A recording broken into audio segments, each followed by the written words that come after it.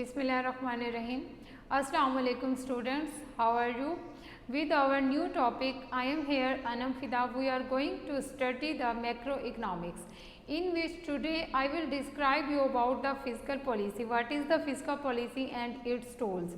In previous lecture, I have described you about the monetary policy. What is the monetary policy and what was the tools of the monetary policy? I have described all of that, and in which we have studied about monetary policy, that monetary policy is performed by a central bank and central authority of monetary, any monetary authority.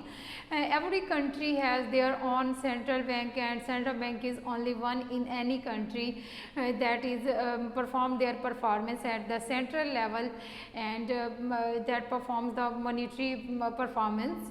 And today we will describe about the fiscal policy, and in which we will difference between the fiscal policy and monetary policy. First of all, I will describe you about the fiscal policy, in which what is the fiscal policy. Fiscal policy is the policy that is performed by the government, and in which government play their role, and government plays role in the fiscal policy by spending or taxing anything else. And in which first of all I will describe the difference of fiscal policy and monetary policy. What is the difference? Change in government spending and taxes. In fiscal policy, who will perform their performance, who will perform their role? Government.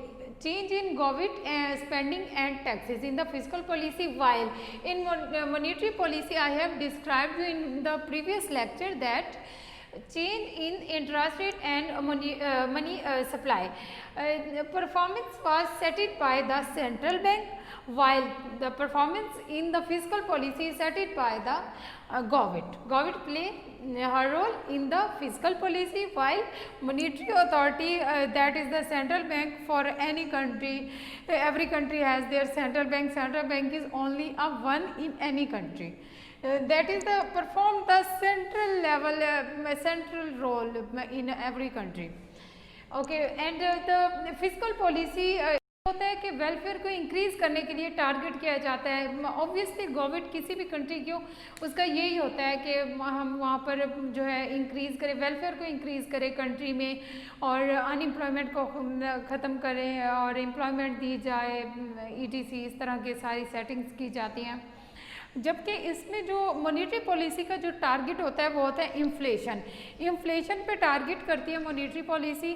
Inflation पे क्यों target करती है? क्योंकि इसका link है money supply से. Money supply का link obviously inflation deflation के साथ आ जाता है. Okay, the next point is the side effects on government budget and borrowing.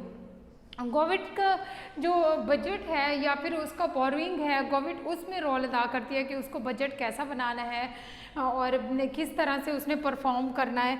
उसके बाद जो मॉनेटरी पॉलिसी है इसमें जो होता है ना साइड इफ़ेक्ट, ये जाता है एक्सचेंज रेट पर. इसका साइड इफ़ेक्ट किस चीज़ पे जाएगा? गवर्नमेंट के बजट पर.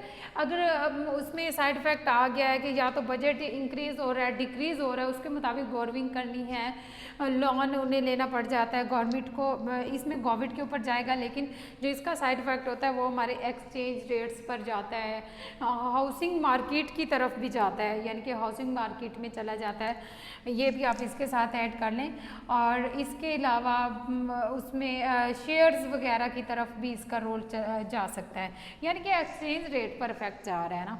अच्छा, लेकिन जो फिस्कल पॉलिसी है ये पॉलिटिकल्स के हाथ है, मतलब उनके हाथों में घूमती रहती है. ये ऐसी पॉलिसी है पॉलिटिकल्स के हाथों से घूमती है, जबकि ये मॉनेटरी पॉलिसी इंडिपेंडेंट है. इसका इनके साथ कोई लिंक भी नहीं होता पॉलिटिकल्स के साथ या फिर इसके साथ, क्योंकि ये तो सेंट्रल बैंक की तरफ से अथॉरिटी है, गवर्नमेंट की तरफ से उनको मिल चुकी होती है, और सेंट्रल बैंक अपनी परफॉर्मेंस ही करता है इंडिपेंडेंटली रहकर. लेकिन हमेशा जो है गवर्नमेंट को देखना पड़ता है अपने पॉलिटिक्स के मुताबिक कि किस तरह से उसका रोल परफॉर्म किया जाए, किस तरह से वेलफेयर को अचीव किया जाए या फिर अनएम्प्लॉयमेंट को कम से कम किया जाए, और इसके साथ एजुकेशन को बेहतर करना, हेल्थ को बेहतर करना, ये सारी चीज़ों को इससे फोकस करना पड़ता है. जबकि इसका फोकस जो होता है बस इंटरेस्ट रेट और मनी सप्लाई के घूमता रहता है. अच्छा, ये टूल्स जो इस्तेमाल करता है मॉनेटरी पॉलिसी, इसके टूल्स में आ जाते हैं, हमने डिफरेंट टूल्स पढ़े थे कि वो इसमें टूल्स यूज़ कर लेता है जी। क्वांटिटेटिव आ जाते हैं और क्वालिटेटिव आ जाते हैं। क्वांटिटेटिव ओपन मार्केट ऑपरेशन और रिज़र्व बैंक रेशो, या फिर उसके जो रिक्वायर्ड रिज़र्व था वो वाला, या फिर डिस्काउंट रेट वगैरह, ये सारा कुछ आता है। फिर क्वालिटेटिव में हमने देखा था क्रेडिट रेशनिंग आया था, मार्जिनल लैंडिंग आया था एंड मोरसेशन ये आया था। अब इसके टूल्स में जो है, इसके दो ही टूल्स होते हैं, स्पेंडिंग और टैक्स। हम इसके टूल्स को अब यूज़ करेंगे। मॉनेटरी पॉलिसी में हमने दो टाइप्स देखी थी, एक था कॉन्ट्रैक्शनरी पॉलिसी और एक था एक्सपेंशनरी। कॉन्ट्रैक्शनरी की ज़रूरत कब पेश आई थी? हमने इन्फ्लेशन को टारगेट करते हुए इसको देखा था कि ये ज़रूरत क्यों पेश आ रही है। लेकिन अब हम अपने इसमें इसका कोई स्पेसिफिक टारगेट नहीं होता। देखिए, वेलफेयर इसका टारगेट तो नहीं है जिसको उसने अचीव करना है, लेकिन टारगेट बना के उसे फिनिश नहीं करना, तो इसका कोई स्पेसिफिक टारगेट नहीं है। लेकिन ये वेलफेयर को इंक्रीज़ करना चाहती है कोई भी गवर्नमेंट, उसका यही रोल होता है। अब इसमें अगर हम बात करें कि गवर्नमेंट जो है वो हमेशा पब्लिक की तरफ देख रही है, तो ये कहना भी गलत नहीं होगा कि गवर्नमेंट की रोल जो होता है वो पब्लिक को मद्देनज़र रख रही होती है, पब्लिक की तरफ देख रही होती है कि पब्लिक को किस चीज़ की ज़रूरत है। मतलब उनकी एम्प्लॉयमेंट जो है वो कम लेवल पे जा रही है, तो उसको कैसे इंक्रीज़ किया जाए। या फिर वेलफेयर की बात करता है कि पार्किंग, इंफ्रास्ट्रक्चर, ये सारी चीज़ें आ जाती हैं। इन सारी चीज़ों के लिए जो फिस्कल पॉलिसी टूल्स यूज़ करती है, वो दो टूल्स आ जाते हैं इसमें। गवर्नमेंट की स्पेंडिंग आती है and other is the tax. अच्छा, इसके जो टूल्स हैं वो स्पेंडिंग और टैक्स गवर्नमेंट की तरफ से आता है, और उसके टूल्स जो हैं वो सेंट्रल बैंक यानी कि मॉनेटरी अथॉरिटी, यूँ कह लें कि पब्लिक की तरफ से हो जाता है। अच्छा, अब इसकी स्पेंडिंग और टैक्स के थ्रू ये कैसे करती है? पहली टाइप इसमें हम देख लेते हैं एक्सपेंशनरी।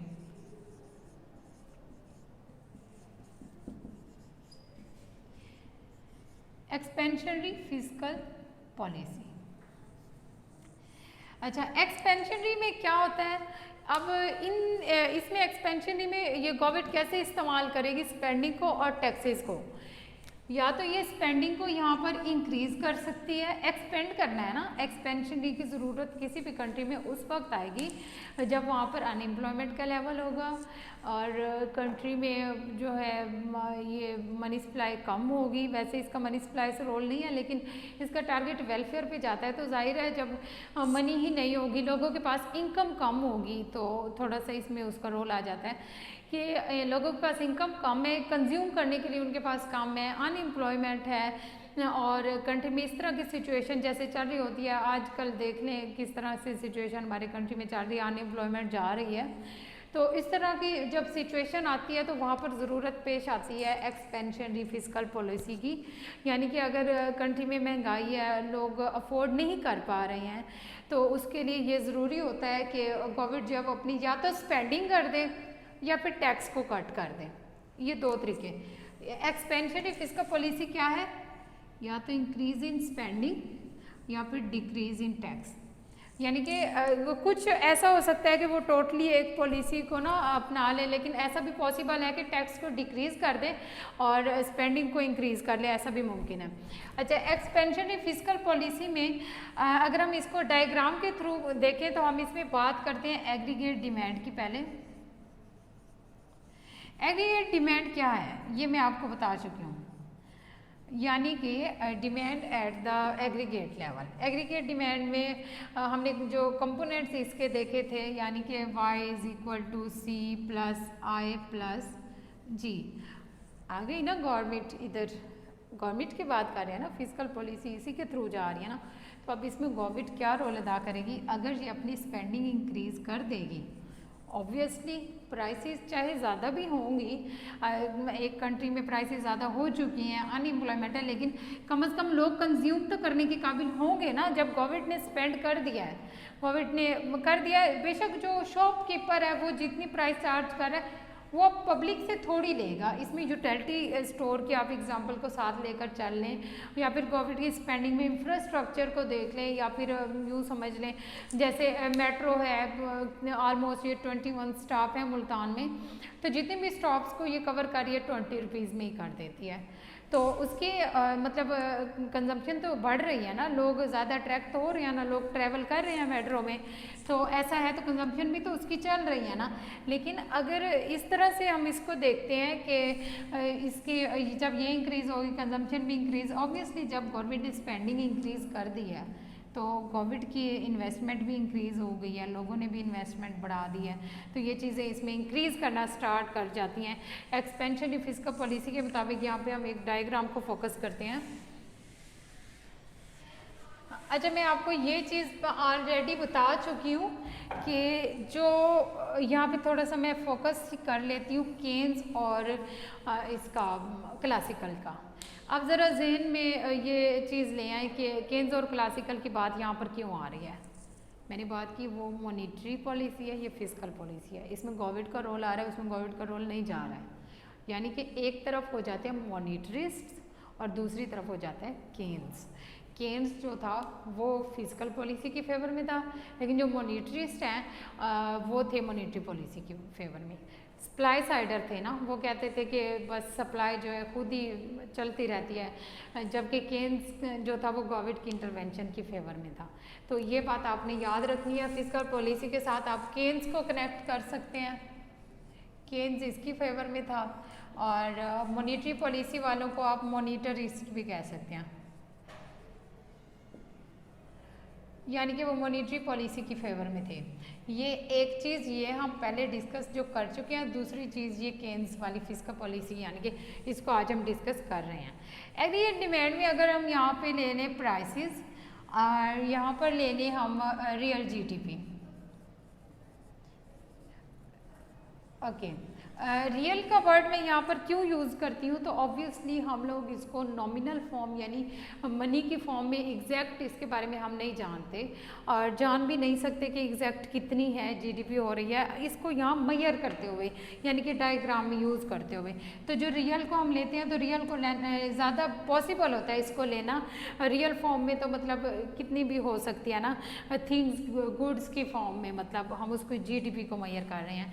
अच्छा, फॉर एग्जांपल यहाँ पे इतनी प्राइसेस है 10%, या फिर हम इसको P1 शो कर लेते हैं आप लोगों की आसानी के लिए, P0 शो कर लें इनिशियल प्राइस।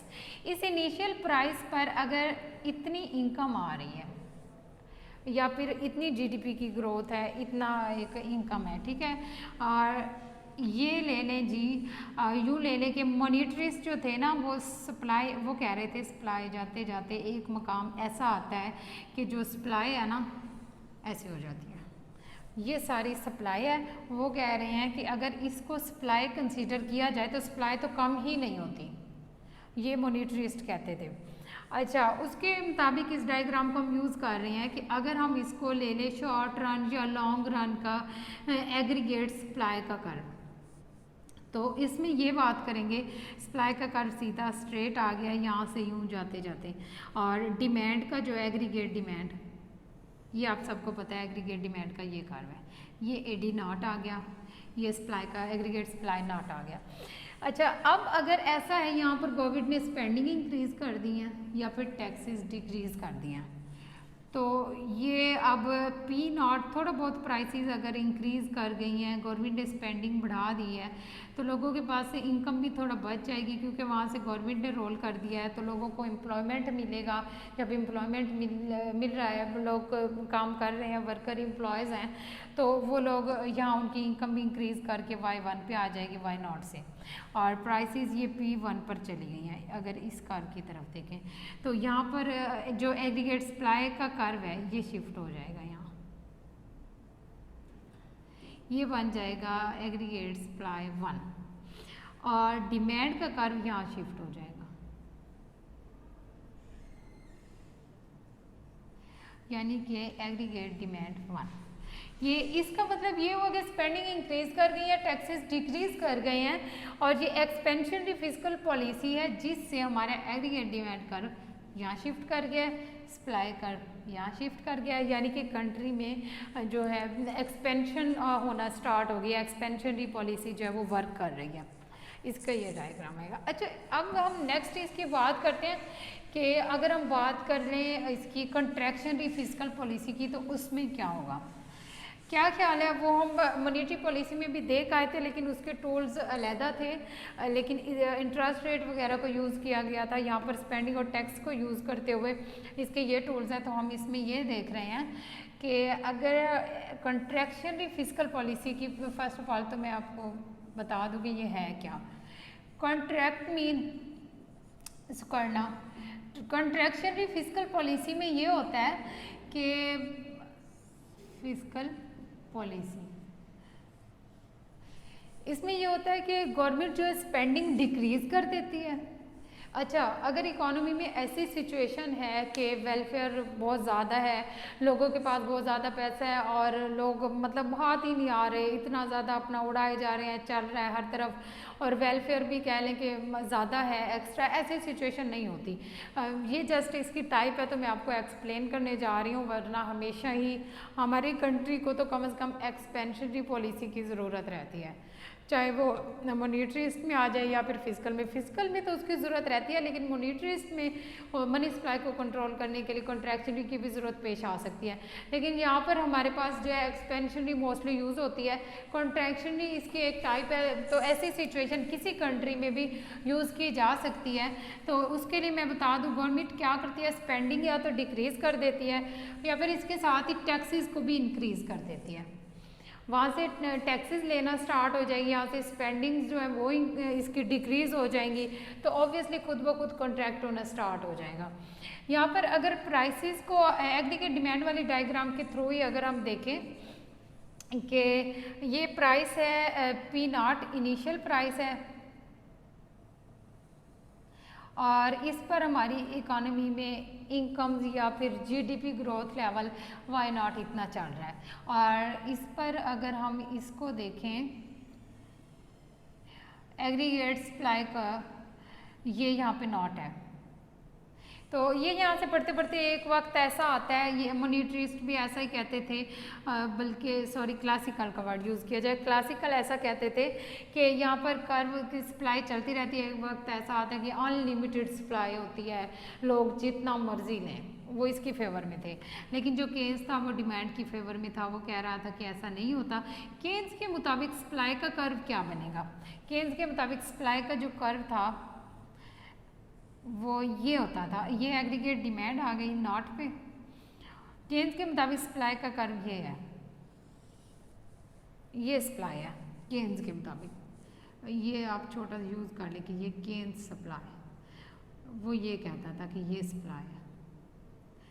अच्छा खैर, यहाँ से जब मूव करता है ये इक्विलिब्रियम लेवल है और यहाँ पर इकोनॉमी चल रही है। अब अगर इकोनॉमी में हमें इसको कॉन्ट्रैक्ट करने की ज़रूरत पेश आ रही है, तो कॉन्ट्रैक्शनरी पॉलिसी को जब हम अप्लाई करते हैं तो ऐसा होगा कि प्राइसेस डिक्रीज़ कर जाएंगी। देखें ना, स्पेंडिंग डिक्रीज़ हो गई हैं और टैक्सेस इंक्रीज़ कर गए हैं, तो यहाँ पर प्राइसेस डिक्रीज़ कर गई हैं। और ये जो हमारा है Y0 से Y1 पे शिफ्ट हो गया है, और P0 से यूँ छोटा सा मिछोकन P0 से P1 की तरफ ये डिक्रीज़ कर गया है, और यहाँ से ये भी इधर डिक्रीज़ कर गई है इनकम भी। अब यहाँ पर अगर देखा जाए तो ये है हमारा इसका सप्लाई कर्व, AS1 से शो करूँगी वैसे, यहाँ से ये इधर शिफ्ट हो गया leftward and leftward and downward shift हो गया एग्रीगेट डिमांड। ये यहाँ पर शिफ्ट हो गया, ये लेफ्टवर्ड एंड डाउनवर्ड, ये देखिए यहाँ लेफ्ट से डाउनवर्ड शिफ्ट हो गया। इसको आप E1 का नाम दे लें कि ये E1 है, और इस पर अगर आप सप्लाई को शो करना चाह रहे हैं तो यूँ शो कर लें, ये ऐसे बस। ओके, ये केन्स के मुताबिक सप्लाई, केन्स वाली सप्लाई यूँ लगा लें, जबकि ये थी क्लासिकल की सप्लाई। और एग्रीगेट डिमांड का इस्तेमाल करते हुए हम लोग ये कॉन्ट्रैक्शनरी फिस्कल पॉलिसी के मुताबिक यहाँ डिक्रीज़ कर जाता है, और ये इनकम भी लोगों की डिक्रीज़, प्राइसेस भी डिक्रीज़, लेकिन ऐसा इकॉनमी में ना होने के बराबर होता है, बहुत ही कम होता है, इस चीज़ की ज़रूरत पेश नहीं आती होती। बस आज के हमारे टॉपिक में यही था, फिस्कल पॉलिसी और उसकी टाइप्स थी और उसे किस टूल्स से इस्तेमाल किया, उसके टूल्स ये स्पेंडिंग और टैक्स के थ्रू वो इस्तेमाल करता है। इंशाल्लाह नेक्स्ट लेक्चर में मिलते हैं नेक्स्ट टॉपिक के साथ, तब तक के लिए अल्लाह हाफिज़।